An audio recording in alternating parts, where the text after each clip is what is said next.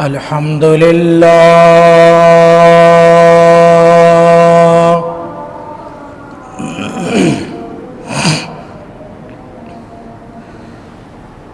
الحمد لله نحمده ونستعينه ونستغفره ونؤمن به ونتوكل عليه ونعوذ بالله من شرور أنفسنا ومن سيئات أعمالنا من يهده الله فلا مضل له ومن يضلله فلا هادي له ونشهد أن لا إله إلا الله لا شريك له ولا نظير له ولا وزير له ولا مشير له ولا مثل له لا وزير له ولا مشير له ولا مثل له ولا مثال له لا شريك له في ذاته ولا شريك له في صفاته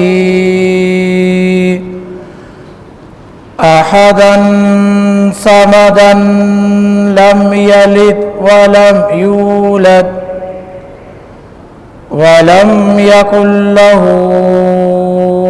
كفوا أحد ولا شريك له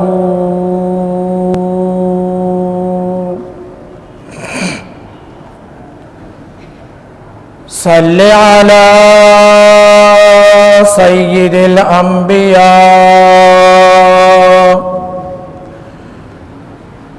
وإمام الأنبياء وخاتم الأنبياء وسيد الأولين والآخرين محمد صلى الله عليه وسلم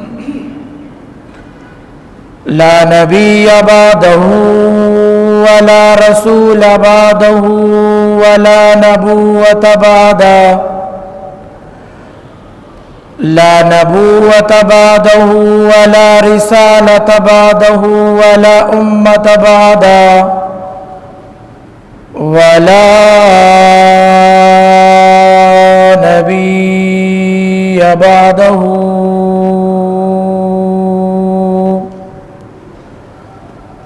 المبعوث إلى كافة للناس بشيرا ونذيرا وداعيا إلى الله بإذنه وسراجا منيرا أما بعد فأعوذ بالله من الشيطان الرجيم بسم الله الرحمن الرحيم هو الله الذي لا إله إلا هو عالم الغيب والشهادة هو الرحمن الرحيم صدق اللہ العظیم۔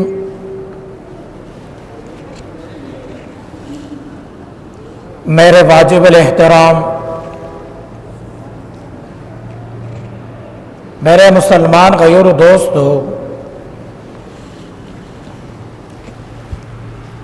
اللہ جل جلالہ و منوالہ کی ذات وہ عظیم ذات ہے کہ جس نے میرے اوپر اور آپ کے اوپر بہت زیادہ احسانات کیے ہیں، لہذا ہمیں ہر وقت اللہ تعالیٰ کا شکر ادا کرنا چاہیے۔ ہر نعمت اللہ تعالیٰ کی طرف سے ایک بہت بڑی نعمت، جس نعمت کی طرف ہم دیکھیں تو اس پر ہم اللہ تعالیٰ کا شکر ادا کریں۔ آنکھوں میں دیکھنے کی صلاحیت اللہ جل جلالہ و من والہ نے رکھی، کتنی بڑی نعمت اللہ تعالیٰ کی۔ ہمارے معاشرے میں کتنے ایسے افراد ہیں جن کے آنکھیں موجود ہیں لیکن اس کے اندر جو دیکھنے کی صلاحیت وہ اللہ تعالیٰ نے نہیں رکھی۔ آنکھیں ہیں، یعنی کہ آنکھیں نہیں ختم ہو گئی، آنکھیں موجود ہیں لیکن اس کے اندر جو دیکھنے کی صلاحیت ہے اللہ جل جلالہ و من والہ نے اپنے امر سے اپنے پاس رکھ لیے، اور ساری دنیا کے جتنے بھی ڈاکٹر ہیں سب کو چیلنج کر دیا کہ کوئی آ کر اس کے اندر بینائی واپس ڈال کے دکھا دے، کوئی نہیں کر سکتا۔ اللہ تعالیٰ نے لسننگ پاور کے لیے اللہ تعالیٰ نے کان بنا دیے، اچھی باتیں بھی سنتے ہیں، بری باتیں بھی سنتے ہیں۔ اس سے کسی کی غیبت کرتے ہیں، دو آدمی تو تیسرے میں چلے جاتا ہوں، یار یہ کیا بول رہے ہیں، میں ساتھ بیٹھ کے چلو جی امیر صاحب کی برائی ہو رہی ہے، امام صاحب کی برائی ہو رہی ہے، چلو میں نے سن لیا۔ اور کہیں پر میں شیخ عبد الرحمن السدیس اللہ تعالیٰ زندگی میں برکت دے، اس کی تلاوت سنتا ہوں، شیخ شوریم کی تلاوت سنتا ہوں، کبھی کبھار بڑے بڑے علماء کے بیانات سنتا ہوں۔ یہی لسننگ پاور، یہی اللہ تعالیٰ نے کان دیا، سننے کی صلاحیت رکھ۔ معاشرے میں کتنے ایسے لوگ ہیں جس کو اللہ تعالیٰ نے کان تو دیے لیکن کان کے اندر سننے کی صلاحیت نہیں رکھی۔ کتنا بڑا اللہ تعالیٰ کا انعام ہے۔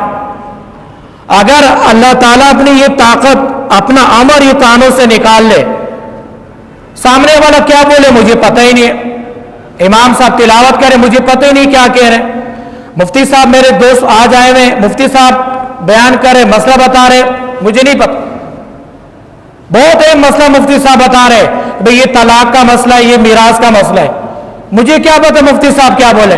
ہاں میں نے دیکھا آخر میں مفتی صاحب نے دعا مانگی، ہاتھ اٹھا، میں نے بھی ہاتھ اٹھا لیا۔ تو گویا یہ اللہ تعالیٰ کی بہت بڑی نعمت ہے، کانوں کی اندر سننے کی صلاحیت اللہ تعالیٰ نے جو رکھی، اور ہم نے اللہ تعالیٰ سے مانگا بھی نہیں کہ یا اللہ ہمارے کان صحیح سالم دے دے۔ اللہ جل جلالہ و من والہ کا خاص انعام، خاص اکرام ہوا، اس نے ہمیں کان میں سننے کی صلاحیت دے دی۔ زبان کینچی کی طرح ہم چلاتے، جو بھی میری مرضی میں بول دوں کون پوچھنے والے، لیکن اس کو پتہ نہیں کرامن کاتبین یعلمون ما تفعلون، دو اللہ تعالی نے فرشتے مقرر کر دیے، میں جو بھی بات کرتا ہوں ابھی میں بیان کر رہا ہوں وہ سب لکھ رہے ہیں۔ اب وہ زبان اللہ تعالیٰ نے بولنے کی صلاحیت اس کے اندر رکھ دی، اور جس زبان کے بارے میں حضور پاک صلی اللہ علیہ وسلم دو حدیثیں غور سے سنیے گا۔ پہلی حدیث حضور پاک صلی اللہ علیہ وسلم نے ارشاد فرمایا، جو شخص مجھے دو چیزوں کی ضمانت دے دے، جو شخص دو چیزوں کی مجھے ضمانت دے دے میں اسے جنت کی ضمانت دیتا ہوں۔ ایک زبان کی طرف اشارہ فرمایا اور ایک شرمگاہ کی طرف اشارہ فرمایا۔ اور دوسری حدیث اللہ کے رسول نے فرمایا، میں نے جہنم میں اکثر ان لوگوں کو جاتے ہوئے دیکھا جو اپنی زبان کی حفاظت نہیں کر پا رہے تھے، اپنی زبان کی بے جا استعمال ہونے کی وجہ سے میں نے لوگوں کو دیکھا کہ وہ اکثر جہنم میں جا رہے۔ جی میری زبان ہے، میں جو بھی بولوں مجھے کیا پرواہ، مجھے کیا، میں نے بول دیا سامنے کی میں نے بے عزتی کر دی، سامنے والوں کو میں نے گالی بک دی، سامنے والے کو میں نے بے عزت کر دی, مجھے پرواہ نہیں اس کی. اب زبان کے اندر اللہ تعالیٰ نے بولنے کی صلاحیت رکھی. کوئی بھی دنیا کی طاقت اگر اللہ تعالیٰ زبان میں بولنے کی صلاحیت نکال لے, کوئی نہیں ڈال سکتا. ایک ہو گیا کمال زبان کا بولنے کا. دوسرا, کوئی بھی چیز ہم کھانے کے لیے استعمال کرتے ہیں, پینے کے لیے استعمال کرتے ہیں, یہ ہمارے لیے ایک آلہ ہے, ایک ذریعہ ہے. اس کے اندر اللہ تعالیٰ نے چھوٹے چھوٹے سیل بنائے جس کو ہم خلیہ کہتے ہیں. چھوٹے چھوٹے سیل بنائے, وہ سیل ہمیں انفارم کرتے ہیں کہ آپ نے ٹھنڈی چیز استعمال کر لی, آپ نے گرم چیز استعمال کر لی, آپ نے پھیکی چیز استعمال کر لی, آپ نے میٹھی چیز استعمال کر لی. زبان کے اندر اللہ تعالیٰ نے چھوٹے چھوٹے سیل بنائے جو ہمیں انفارم کرتے ہیں کہ آپ نے یہ چیز لے لی. اگر اللہ جل جلالہ اس زبان کے اندر جو چھوٹے چھوٹے سیل ہیں وہ ختم کر دے, انسان پتھر کھائے گا, اس کو پتہ نہیں میں کیا کہا. اس لیے اللہ تعالیٰ کی نعمتیں ہیں, اس پر ہم اللہ کا شکر ادا کریں. شکر کیسے ادا ہوگا؟ جس طرح اللہ اور اس کے رسول چاہتے ہیں اس طرح اس کو استعمال کریں. غیبت میں سن رہا ہوں نا, میں نہ سنوں. گاڑی چلا رہا ہوں, گانا چلا رہا ہے, گانا چل رہا ہے, میں گاڑی چلا رہا ہوں, کانوں میں ہینڈ فری رکھی ہوئی ہے, موٹر سائیکل چلا رہا ہوں, گانے سن رہا ہوں. نہیں سنو بھائی. کیا گانوں کے بغیر ڈرائیونگ نہیں ہو سکتی؟ کیا گانوں کے بغیر گھر میں کھانا نہیں بن سکتا؟ کیا گانوں کے بغیر کپڑے نہیں دھوئے جا سکتے؟ کیا گانوں کے بغیر گھر کا کوئی کام نہیں ہو سکتا؟ کتنے گھر ایسے ہیں جس میں الحمدللہ بغیر گانوں کے سارے کام ہوتے. میں اپنے گھر کی مثال دے رہا ہوں, الحمدللہ کوئی ایسی واقعات نہیں. بس ایک شوق بنا رہا ہے بھائی, گانا سننا ضروری ہے, اس کے بغیر کوئی کام نہیں ہو سکتا. نہیں کرو بھائی. تو اس لیے اللہ تعالیٰ نے جو نعمتیں دی ہے اس کو اچھے طریقے سے استعمال کرنا. دوسری بات, اللہ جل جلالہ و منوالہ نے مذہب اسلام دیا. اسلام کے اندر اللہ تعالیٰ نے مختلف رشتے اور مختلف مراتب بنا دیے. غور سے سنیے گا. اللہ تعالیٰ نے ہمارے مذہب میں ہمارے مختلف رشتہ داریاں بنا دی. یہ والدین کا رشتہ ہے, یہ بہن کے ساتھ رشتہ ہے, یہ بھائی کے ساتھ رشتہ ہے, یہ ماموں کے ساتھ رشتہ ہے, یہ ماموں کے جو اولاد ہے ان کے ساتھ رشتہ. مطلب مختلف کیٹیگریز اللہ تعالیٰ نے بنا. اور سارے رشتے دے آر موسٹ ریسپیکٹیبل, سب کے سب معزز ہے, سب کی تعظیم کرنا ہمارے پر ضروری ہے. لیکن چونکہ بہت ہی نازک رشتہ, وہ نازک رشتہ جس میں ہم اکثر غفلت کرتے ہیں, آج تھوڑی سی اس کی نشاندہی کرا دیتا ہوں میں. وہ نازک رشتہ ہے میاں بیوی کا, جس کو ازدواجی زندگی کہا جاتا ہے. ہر ایک آدمی یہ چاہتا ہے کہ میری ازدواجی زندگی پرسکون ہو, میرے شادی کرنے کے بعد میری زندگی پرسکون, میں پرسکون ہوں, میری زوجہ, میری اولاد, میرا گھر کا ماحول پرسکون ہو, کسی قسم کی کوئی ٹینشن, کسی قسم کی کوئی پریشانی نہ ہو مجھے. لیکن اکثر گھرانوں کے اندر شادی سے پہلے تو بڑا سکون ہے, شادی کرنے کے بعد آدمی بڑا پریشان نظر آتا ہے. بھئی کیا ہو گیا یار, جینا بڑا مشکل ہو گیا, بیوی نے جینا حرام کر دیا, بچوں نے جینا حرام کر دیا, میں تو گھر نہیں جانا چاہتا, مجبوری ہے, کیا کرو, گھر جانا چاہنا. لیکن کچھ دو تین باتیں ایسی ہیں اگر ہم اس کو اپنے ازدواجی زندگی میں لے کر آ جائیں تو انشاءاللہ ہمارا گھر پرسکون ہو جائے گا, کسی قسم کی کوئی لڑائی, کسی قسم کی کوئی ناراضگی نہیں ہوگی. دیکھیں حضور پاک صلی اللہ علیہ وسلم کائنات کی وہ عظیم ہستی ہیں جنہوں نے ہمیں مسجد کی زندگی بھی بتائی اور گھر کی زندگی بھی بتائی. ہمارے نبی نے صرف مسجد کی زندگی نہیں بتائی بلکہ گھر کی زندگی بھی بتائی کہ گھر کے اندر کس طرح رہنا ہے, اپنی زوجہ کے ساتھ کس طرح زندگی بسر کرنی ہے. یہ زندگی بھی ہمارے نبی نے بتائی. لیکن افسوس ہے کہ ہم پڑھتے نہیں ہیں. ایک دفعہ آپ علیہ الصلوۃ والسلام امی عائشہ صدیقہ رضی اللہ تعالی عنہا آپ کے ہمراہ آپ کی زوجہ محترمہ صحابہ کرام رضی اللہ تعالی اجمعین کا لشکر کے ساتھ آپ واپس اپنے مقام کے اوپر تشریف لا رہے تھے. ایک جگہ پر رک گئے. صحابہ کرام سے کہا کہ بھی آپ سب چلے جاؤ، سب چلے جاؤ. سب کے سب سارے کے سارے صحابہ کرام چلے گئے. بڑا میدان ہے، خالی میدان، کوئی بشر کوئی انسان نہیں. امام الانبیاء، خاتم الانبیاء، جس کو اللہ تعالیٰ نے وجہ کائنات بنایا، اللہ تعالیٰ کے رسول امی عائشہ صدیقہ رضی اللہ تعالی عنہا سے فرما رہے ہیں، اے عائشہ کیا خیال ہے، دوڑ لگائیں؟ کون کہہ رہے؟ امام الانبیاء ہے، کوئی عام ہستی نہیں ہے.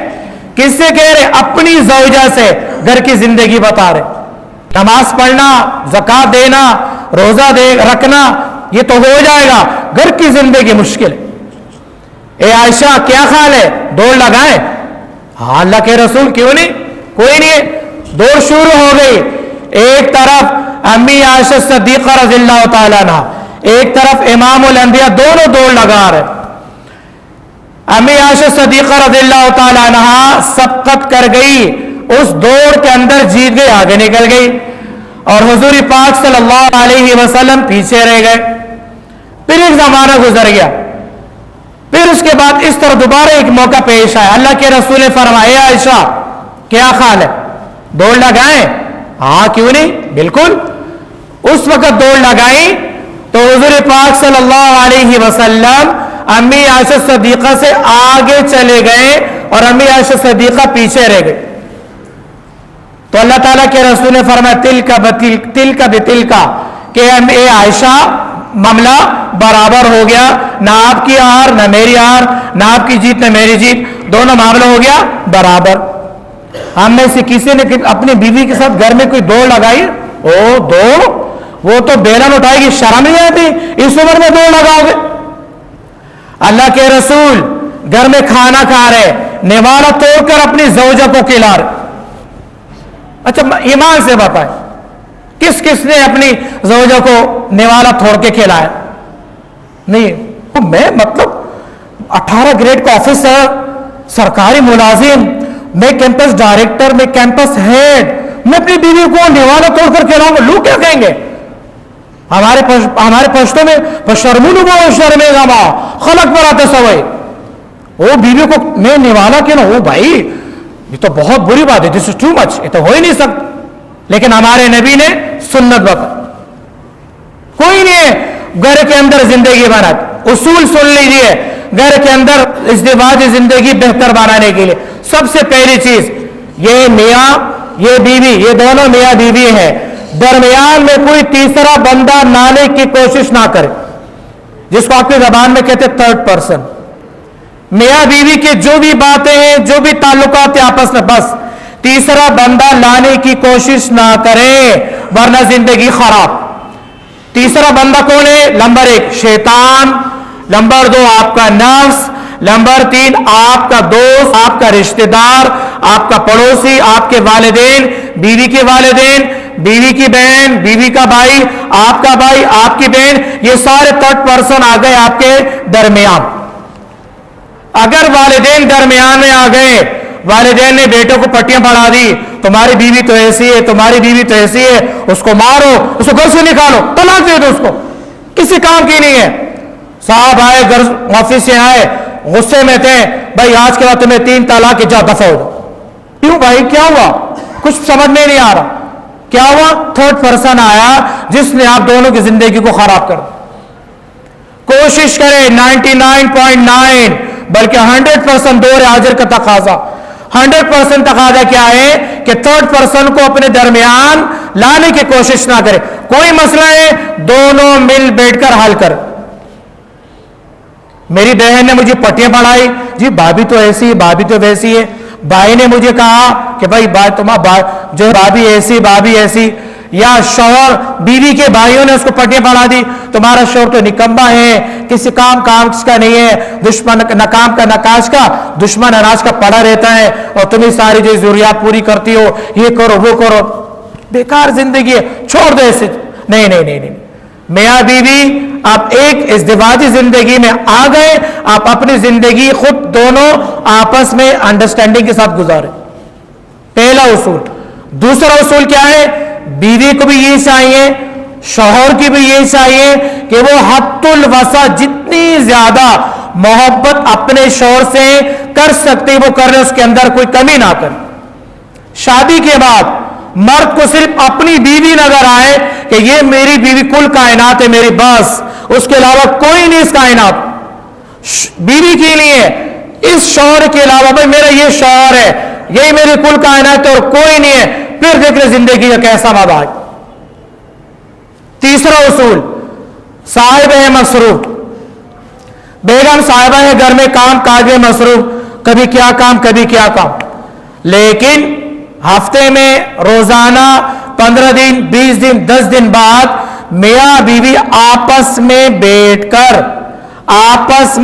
کر ایک دوسرے کو ٹائم دے, مشورہ کریں کہ بچوں کے بارے میں کیا کرنا ہے, اس بچے کا کیا فیچر ہوگا, اس کا کیا ہوگا, گھر کے بارے میں سوچو بھائی کلر کا کیا کرنا ہے, یہ فرنیچر لانا ہے نہیں لانا, آپس میں بیٹھ کر مشورہ کرنا نہیں کرتے ہم لوگ. صاحب ہے بیچارے, بیگم کھانا کھلا دیا, چائے لیا, سر میں درد ہو رہا ہے, چائے پلائی, سو گئے, صبح جلدی اٹھے تیار ہو کے آفس چلے گئے. بیگم صاحب بیچارہ سارا دن جو گھر کے اندر لگی ہوئی ہے, گھر کام کاج کام کام کام کام, صاحب آگے کھانے کے, وہی روٹین چلتی بھی آ رہی.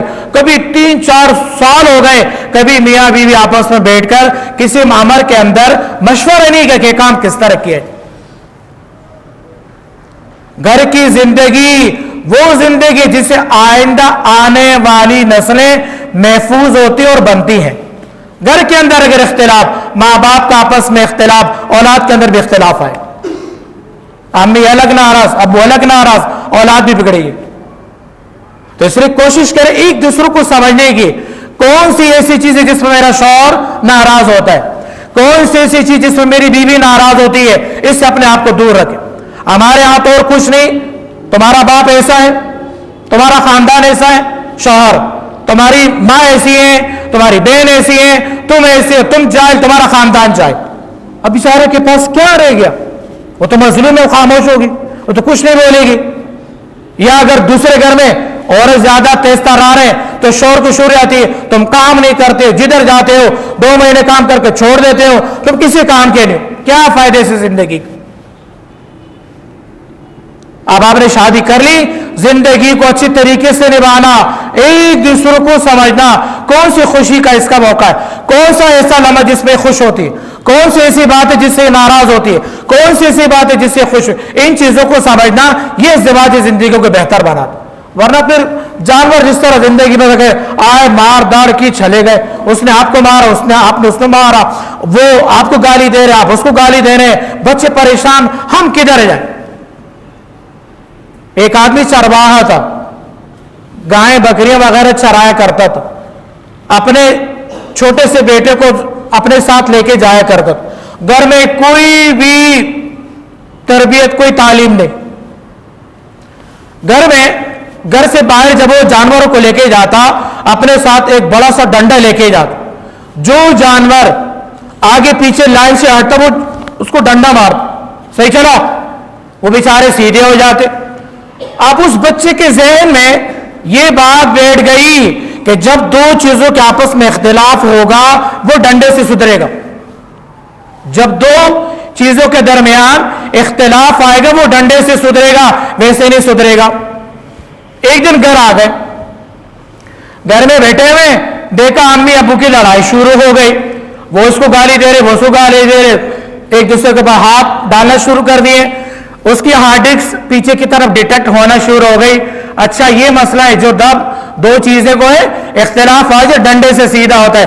کونے میں وہ جانوروں کا ڈنڈا رکھا ہوا تھا, وہ ڈنڈا اٹھایا, اس نے ایک اپنے ابو کو مارا, ایک اپنی امی کو مارا, دونوں سدھر گئے, خاموش بیٹھ گئے. ایسا نہ, گھر کی زندگی اپنے لیے دنیا کے اندر جنت بنائے. دنیا کے اندر کتنے لوگ ہیں جو گھر کی زندگی سے پریشان ہیں؟ وجہ کیا ہے؟ آپس کے تعلقات درست نہیں ہے, ایک دوسرے کو سمجھ نہیں پا رہے. 10 20 25 سال ہو گئے لیکن آج تک سمجھ نہیں پائے بیوی کیا ہے, عورت کیا ہے, شوہر کیا ہے, ابھی تک سمجھ نہیں پائے. جب ایک دوسرے کو سمجھ گئے گھر دنیا کے اندر جنت بن جائے گی. اللہ تعالیٰ سے دعا ہے جو کچھ کہا سنا اللہ کرم کی توفیق دے.